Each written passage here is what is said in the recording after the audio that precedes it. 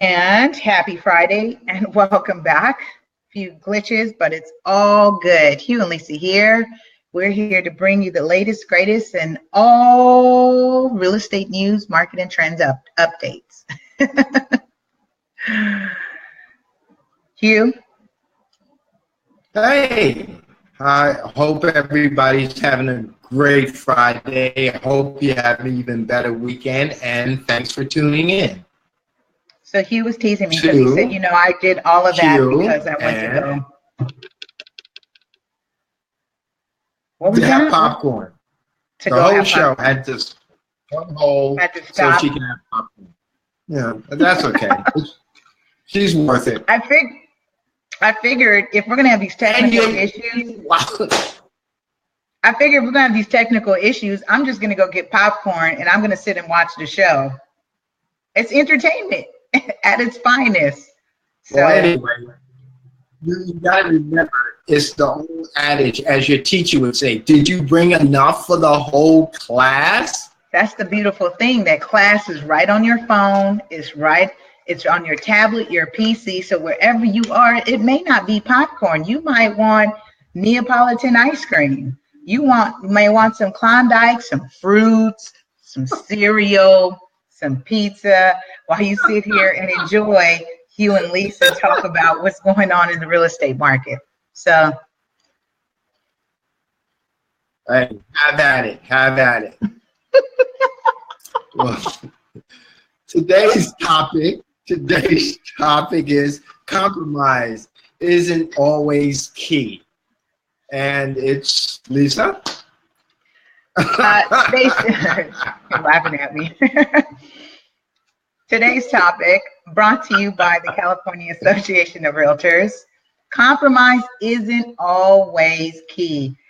Hugh and I always I check with Hugh to make sure he's feeling good about the topic for this week, because there's tons of things we can always talk about as real estate professionals that in our everyday activity and practice of what we do, there's tons of points that come up that would be of added value to share with you, that as we learn, we want to share. So this is one that we talk about all the time, that compromise isn't always key. And I'll bring that up on the screen here. It's one that I shared from my timeline, but even if you can't view it on your phone as you're just listening to us, it's perfectly fine, because we'll just call off the key points. Hugh, did you have this up on your screen? Yes, I have it up and I can read it off for you. But only thing about it is I would switch the order a little bit and we'll talk about that later.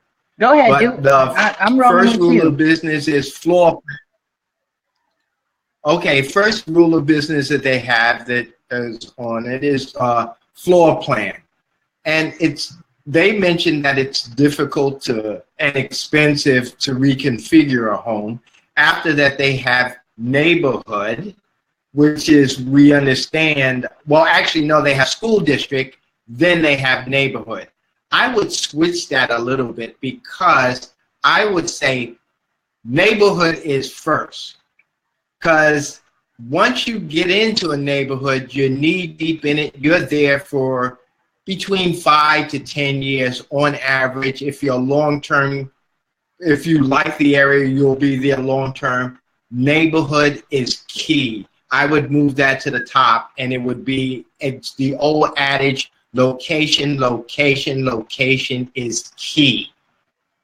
After that, I would then move down to school district, because usually first-time or mid-level home buyers they have a family, and that school district is paramount for parents. They want they want to get their most bang for their buck for their tax dollar. Then we can go down to floor plan. Floor plans are expensive to reconfigure, but if you're in the right neighborhood and a great school district, all of that other stuff is insignificant. So we can break them down a little bit more one by one and add a few other things that I think should be on a non-compromised list as well. Got it. So very good. Let's so you want to Lisa? talk, you want to start with neighborhood. So the neighbors, it says be cognizant of neighboring Yes. homes as they can affect future resale value. So when you're buying a home, one of the great things that I tell all our clients is you want to go to that neighborhood in the morning and at night. You want to go to that neighborhood the Friday night and the Saturday morning. Those things are very important. You want to go there the Sunday morning. You want to go there the Saturday night. Now, it just behooves you to do the added value of looking at where you intend to invest your money. Home buying is a very important expense for most people. And even when it comes to investors who are not going to live in the property, before they put out the chunk of money that they're going to sell, they sort of canvass the neighborhood to see what great neighborhoods they can invest their money in because it leads to long-term wealth. Lisa? So I'm just tickled right now because while you're doing great at what you're sharing, Hugh, your screen is actually frozen and has been frozen for the last maybe 8 minutes.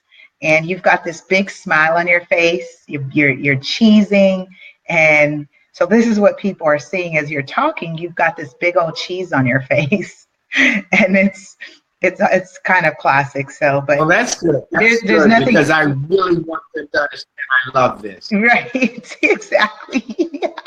So it's great because I think I sometimes remind people when they get on camera to be mindful of their resting face. So this is perfect. Oh my gosh, you have this to study from. Oh my Oh, I'm really having a good time having at me today. I'm going to pay you back for this. I promise. And so now, as I sit here and eat my popcorn while you're cheesing, this is what I'm saying. I'm just going to watch the show from my perspective and eat popcorn. All right, moving along. The school district.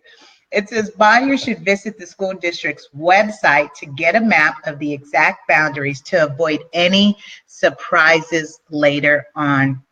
And that's very key, you guys, especially we actually have a clientele who was anticipating getting into a certain school district. And that property line is actually just one block away from that district. And it's in another unified school district in the area. So if that's something that's key to you, that's not something you can change. I mean, people definitely try to fumble their way around and ways to get around it. But those are extra stuff to try to get into school districts when we can just kind of do it the right way, and that's make sure that the property is located within that area. Excuse me, just check the website and also confirm when we pull the property and title record in the title report, it will actually tell you what district and what school and all that information that's related to the boundaries of that particular property. So that's what I have to say on school district. Hugh?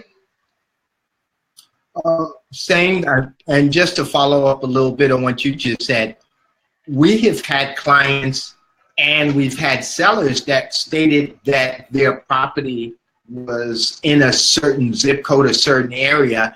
And when we did our research and followed up on the property, we found out that this house was like every other, it was like 3 houses on the block that was in a completely different zip code.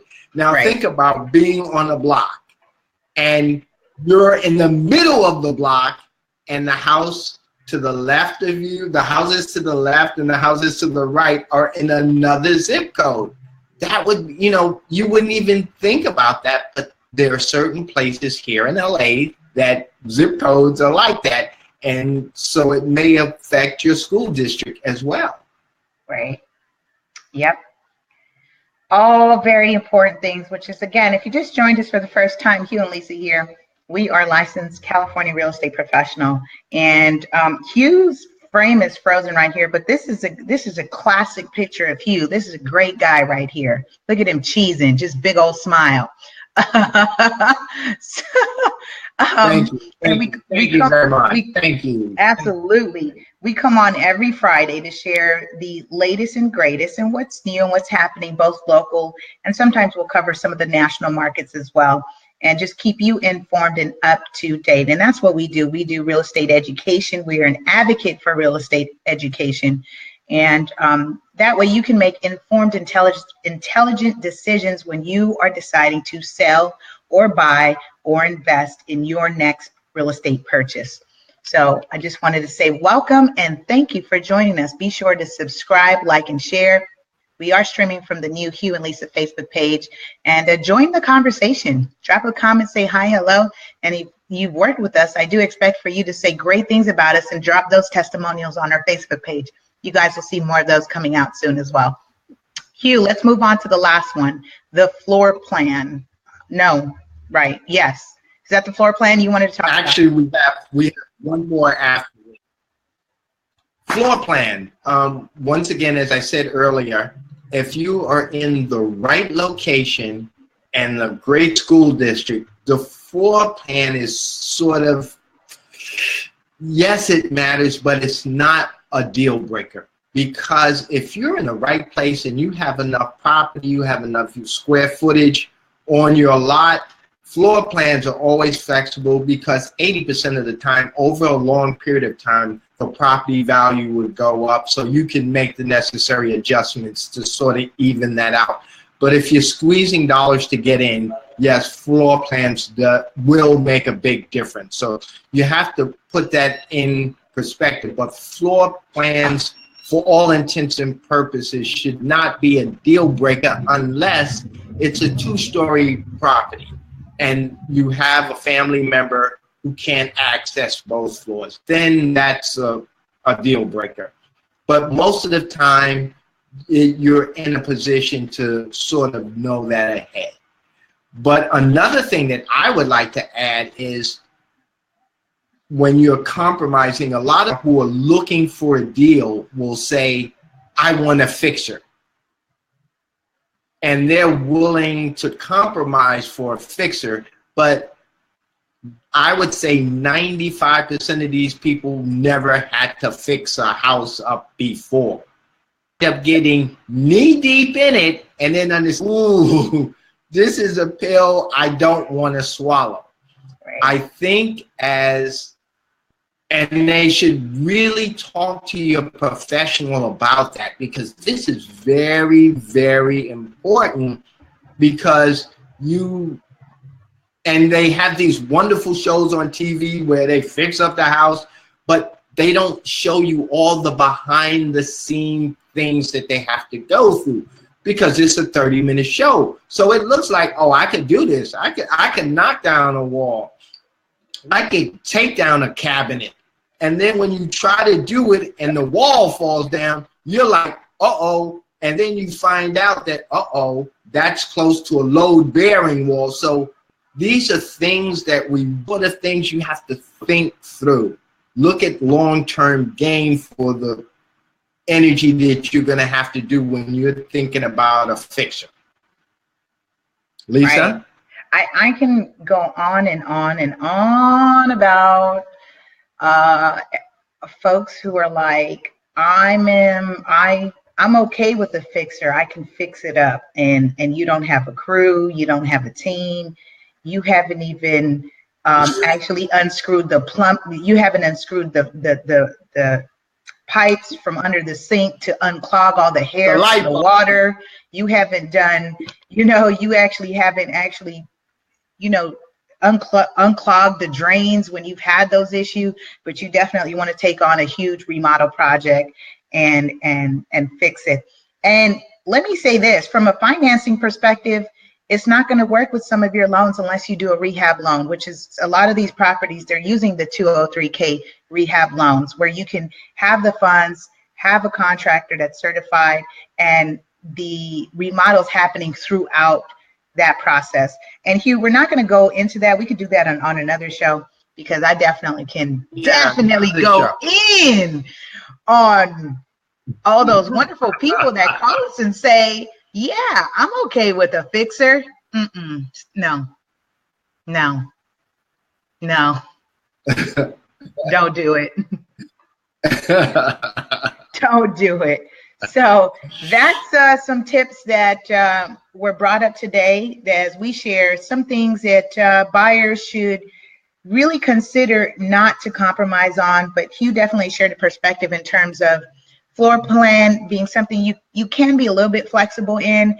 And Hugh actually has a firsthand experience with that when he was in looking at neighborhood and school district, and then doing what he did. So that's a great perspective that he's sharing, that the neighbors and the neighborhood is not something that we say in real estate, location. You can't, that's not, unless that area is going through a massive redevelopment, and gentrification, is where you're going to see the value change or come up based on the neighborhood changing. But for the most part, that's, far and few, and you have that in waves, right? Like right now we're having a wave that after a period of time and years that we're seeing these areas now being redeveloped, and so the value is now changing. Same with school districts. Obviously, if the area is being developed, different people are moving into the community, they're thereby going to impact those school districts in that area as well. And we see that very locally here, where we've seen some of the lower scoring schools have been taken over by some of the universities to support those students. Why? Because they're looking at a 15, 20-year plan that the demographic of that neighborhood is going to change. The children that are attending that school is going to change. And it's a pipeline from that school to that university. So that's very strategic from that university standpoint. So I could share that experience as well. So let's talk about in-house deals. Hugh? One of the untold secrets that most public don't know about, but we have a bunch of great in-house deals that we're willing to share with you. We have 2 bedrooms, 1 bath in Village Green. The seller is motivated. We have a great opportunity, single level. If any of you people have families, call. We have another wonderful property. Both of these are probate, but we don't need court approval, so that means your offer will be accepted if it's reasonable. Now, lowball offers, sight unseen, let's stay away from those because it's a waste of time. But we have a wonderful property on Wellington Square. 2 floors, 2,800 square feet, 4 bedrooms, 3 baths, wonderful property, great block, really good neighborhood. Give us a call. It's a probate as well. Give us a call. We can adjust the price to make it work if you come in reasonably. Let's put those offers in on these properties because, as we know, the areas are definitely moving upward. Yeah. And so are prices. Yeah, and I was going to say that in terms of the season, but I kind of don't want to give all that information away. You just have to have a one-on-one conversation because there are some things happening behind the scenes that being privy to that will definitely impact your ability to sell and buy in this current season and market, as there's some real shifts happening. And that just comes with being exclusive clients, you guys. I mean, I'm just going to keep it real, Hugh. Like, of course, being experienced, but also being privy to the skills, strategies, and methods that we offer, that just comes with working exclusively with us. So if you're in the market to sell or buy income property, please give us a call, Hugh and Lisa, at 323-348-1222. Hugh? Well, one more time, 323-348-1222. Please give us a call if you have questions or you have friend or family that's interested in selling or buying income property. Great. Now for the fun stuff. Woohoo! So guess what's happening today? Okay. Tonight. Started with it, we're back to it. What's that? Jazzism. Jazzism. Jazzism tonight. Yeah. Jazzism is happening tonight, you guys. So if you are local, come out and join us. Come on. Great food, great vibe, live music, great drinks, albeit, pineapple juice or great tasting cocktails and wines. Come out and enjoy just being a very eclectic, fun, high vibe crowd, professionals of all backgrounds, all industries that are just enjoying a good night and a rewarding night from a long week that they have just come, and most of us who are just beginning. So it's a great opportunity to come out and mix and mingle and say, of course, a personal hi, hello, how you do, how you be to Hugh and Lisa. So that's where I am. Make sure you bring cards. Bring business cards. Oh yeah, you guys. Bring business cards. Yeah, bring your business cards and share with people. Closed mouths don't get fed. So we're creating an arena that we can support one another. It does none of us any good if we're not sharing what it is that we do, what services, what products, what knowledge we have to offer one another. It does us no good if we're keeping it to ourselves and no one knows. So this is a great space for you to come out in a very nice, intimate setting to just exchange information, and it is up to you to follow up and nurture and build those relationships post the night. So you guys, thanks for listening in today, joining in. We'll see you next Friday. And I know Hugh will be opening up some properties this weekend that will, of course, are for sale. And get in touch with us, you guys. Appreciate you. Have a great weekend. And we are out.